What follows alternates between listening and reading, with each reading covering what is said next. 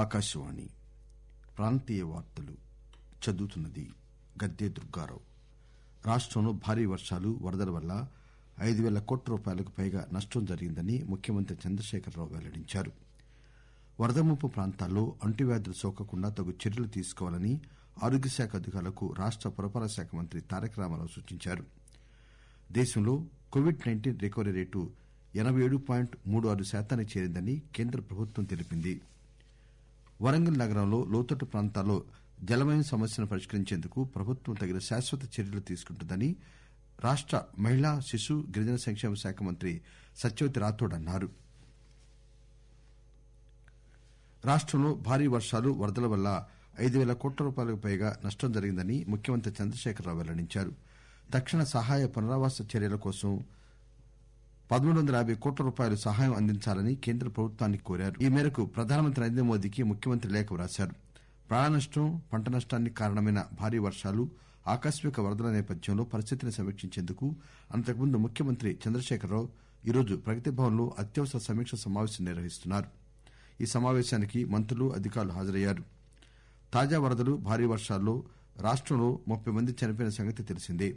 వరద ముంపు పరిస్థితిని ఇంకా కొనసాగుతూనే ఉంది.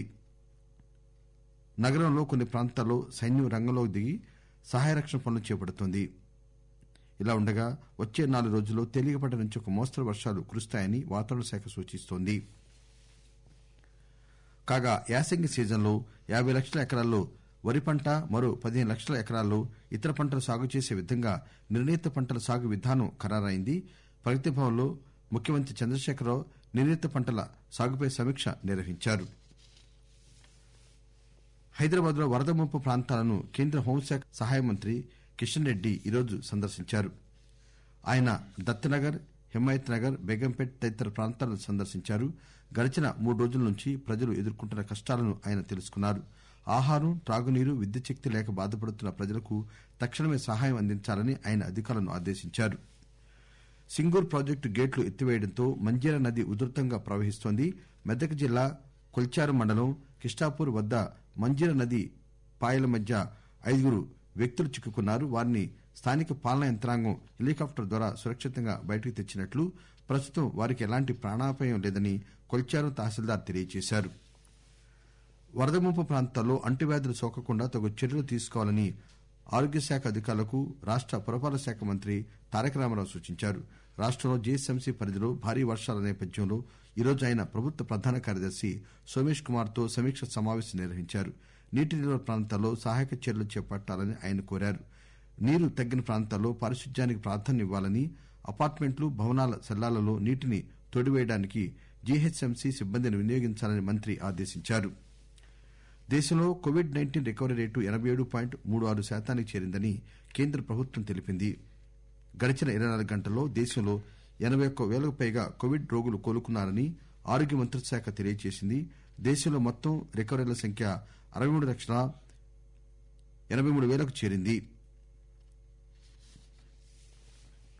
తెలంగాణలో గడిచిన 24 గంటల్లో 1,432 కొత్త కోవిడ్-19 కేసులు నమోదయ్యాయి. దీంతో రాష్టంలో మొత్తం కోవిడ్ కేసుల సంఖ్య 2,17,670కి పెరిగింది. ఇప్పటి వరకు రాష్టంలో 1,93,218 మంది కోవిడ్ నుంచి కోలుకున్నారు.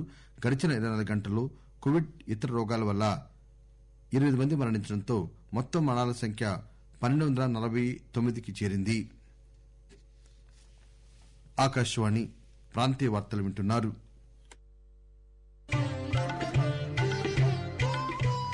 కోవిడ్-19 నుంచి రక్షణకి 3 మంత్రాలు.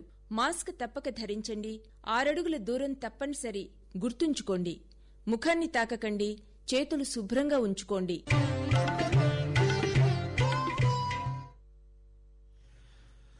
వరంగల్ నగరంలో లోతట్టు ప్రాంతాల్లో జలమయ సమస్యను పరిష్కరించేందుకు ప్రభుత్వం తగిన శాశ్వత చర్యలు తీసుకుంటుందని రాష్ట మహిళా శిశు గిరిజన సంక్షేమ శాఖ మంత్రి సత్యవతి రాథోడ్ అన్నారు. వరంగల్ నగరంలో వరద ముంపుకు గురైన ప్రాంతాల్లో ఆమె వరంగల్ మహానగర మేయర్ గుండా ప్రకాశ్ రావు, కమిషనర్ పామెల సత్పతితో కలిసి పరిశీలన జరిపారు. దాదాపు 100 మంది తలదాచుకున్న సంతోషి మాతా గార్డెన్ దగ్గర పునరావాస కేంద్రంలోని వారిని ఆమె పరామర్శించారు. ఈ సందర్భంగా మంత్రి మాట్లాడుతూ స్మార్ట్ సిటీ మిషన్ కింద జలమయాన్ని అరికట్టేందుకు వరద నీటి ప్రవాహ వ్యవస్థను మెరుగుపరచడం జరుగుతుందని, ఇందుకోసం 50 కోట్ల రూపాయలు ఖర్చు చేయడం జరుగుతుందని వెల్లడించారు. రంగారెడ్డి జిల్లాలో స్త్రీలు, వికలాంగులు, వృద్దులు, పిల్లల్లో కోవిడ్ పట్ల తగిన అవగాహన కల్పించి వారు జాగ్రత్తలు పాటించేలా కార్యాచరణ అమలు చేస్తున్నామని జిల్లా స్త్రీ శిశు సంక్షేమ శాఖ అధికారిణి మోతి ఆకాశవాణి ప్రతినిధికి చెప్పారు. నా పేరు మోతి. నేను డిస్ట్రిక్ట్ వెల్ఫేర్ ఆఫీసర్ రంగారెడ్డి జిల్లాలో పనిచేస్తున్నాను. ముఖ్యంగా కోవిడ్ సమయంలో స్త్రీ శిశు సంక్షేమ శాఖ, వికలాంగులు, వయోవృద్ధుల సంక్షేమ శాఖ నుండి అందరికీ మాస్కులు, శానిటైజర్, వేరే స్టేట్ నుంచి వచ్చిన వర్కర్స్ కి మేము ఇవన్నీ కూడా ఒక కిట్ లాగా తయారు చేసి దాదాపు 5,000 మందికి రైల్వే స్టేషన్ కి వెళ్లి వారికి అందించడం జరిగింది. మేము డిసేబుల్డ్ పర్సన్స్ కి మాస్కులు అండ్ గ్రాసరీస్ ఇవ్వడం జరిగింది. కరీంనగర్ జిల్లా హుజూరాబాద్ నియోజకవర్గంలో వర్షంతో నష్టపోయిన పలు ప్రాంతాలలో రాష్ట వైద్య ఆరోగ్య శాఖ మంత్రి ఈటల రాజేందర్ పర్యటించి పరిశీలించారు. ప్రస్తుతం రాష్టంలో బీభత్సంగా కురుస్తున్న వర్షాల వల్ల పత్తి పొలాలు నేలను తాకి కుళ్లిపోయి కాయలు నల్లగా మారిపోయాయని ఆయన చెప్పారు.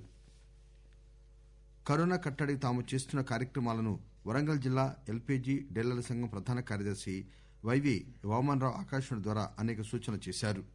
Vaman Rao, Warangal LPG dealers association general secretary. LPG వాడకందారులకు సూచనలు చేస్తూ గ్యాస్ సరఫరా చేయడం జరిగింది. ప్రజలను మరింత చైతన్యపరిచే దిశగా తప్పనిసరిగా మాస్కులు వాడడం, 2 మీటర్ల భౌతిక దూరం పాటించడం, తరచు శానిటైజర్లతో చేతులు శుభ్రపరచుకోవాలని కోరుతూ డెలివరీ సిబ్బంది ద్వారా చేతి ప్రతులు అందజేయడం. ప్రధాని మోడీ పిలుపునిచ్చిన జన ఆందోళన కార్యక్రమానికి షోరూముల్లో, నగర కూడల్లో అందించడం జరిగింది.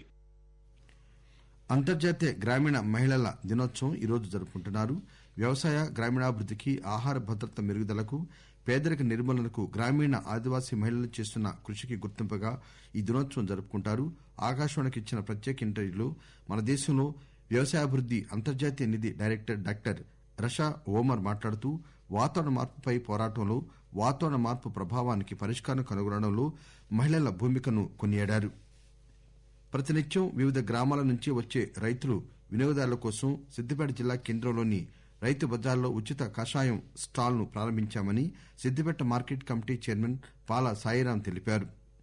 రైతు బజారుకు వచ్చే రైతులు, వినియోగదారుల కోసం ఉచిత కషాయం, వేడి నీటిని అందిస్తున్నామని ఆయన ఆకాశవాణికి తెలుపుతూ, నేను పాల సాయిరాం, సిద్దిపేట వ్యవసాయ మార్కెట్ కమిటీ చైర్మన్ ని. అన్లాక్ ప్రారంభమైన తర్వాత ప్రజలు రైతు బజార్కు, అటు వినియోగదారులు, రైతులు ఉదయాన్నే 6 గంటలకు వస్తారు కాబట్టి అట్లాంటి వాళ్లకు కరోనా సోకకుండా ఆయుష్ నిబంధనల మేరకు రైతులకు, వినియోగదారులకు ఉచితంగా వితరణ చేసేలాగా కషాయ వితరణ కేంద్రం ఇక్కడ రైతు బజార్లో ఏర్పాటు చేసినాం. దీన్ని అందరూ కూడా రైతులు, వినియోగదారులు, ప్రజలందరూ కూడా వినియోగించుకొని దుబ్బాక శాసనసభ ఉప ఎన్నికకు నామినేషన్ దాఖలు చేసే ముందు బ్యాంక్ ఖాతాల ప్రారంభానికి సడలింపునివ్వాలని టీపీసీసీ ఎన్నికల సమన్వయ సంఘం కన్వీనర్ జి నిరంజన్ ముఖ్య ఎన్నికల కమిషనర్ కు విజ్ఞప్తి చేశారు. భారీ వర్షాల దృష్ట్యా రాష్టంలో అనేక ప్రాంతాల్లో బ్యాంకులు పనిచేయడం లేదని అంటూ ఆయన ఎన్నికల్లో పోటీ చేసే అభ్యర్థులు బ్యాంక్ ఖాతాలు తెరవలేకపోతున్నారని, కనుక సీఈసీ సడలింపునిస్తే వారు బ్యాంక్ ఖాతాలు తెరుస్తారని నిరంజన్ రెడ్డి సీఈసీ సునీల్ అరోరాకు రాసిన లేఖలో పేర్కొన్నారు. ముఖ్యాంశాలు మరొకసారి. రాష్టంలో భారీ వర్షాలు, వరదల వల్ల 5,000 కోట్ల రూపాయలకు పైగా నష్టం జరిగిందని ముఖ్యమంత్రి చంద్రశేఖరరావు వెల్లడించారు. వరద ముప్పు ప్రాంతాల్లో అంటువ్యాధులు సోకకుండా తగు చర్యలు తీసుకోవాలని ఆరోగ్య శాఖ అధికారులకు రాష్ట పురపాలక శాఖ మంత్రి తారక రామారావు సూచించారు. దేశంలో కోవిడ్-19 రికవరీ రేటు 87.36% చేరిందని కేంద్ర ప్రభుత్వం తెలిపింది. ఆకాశవాణి ప్రాంతీయ వార్తలు ఇంతటితో సమాప్తం.